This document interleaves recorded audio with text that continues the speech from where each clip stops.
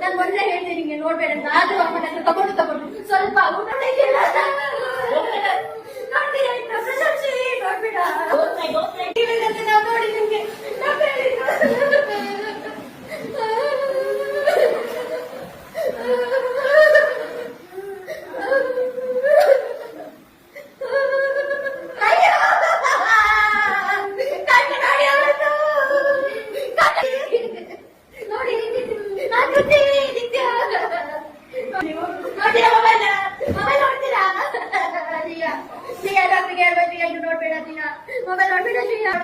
ಸ್ವಲ್ಪ ಮಾಡಿದ್ರೆ ಪರವಾಗಿಲ್ಲ ಶ್ರೀಯಾ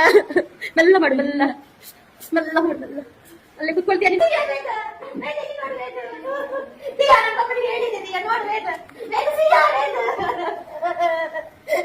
ನೀನ್ ನೋಡ್ತೀಯ ನೋಡಿ ಮೊಬೈಲ್ ನೋಡ್ತೀಯಾ ನೀನ್ ನೋಡ್ತೀಯಾ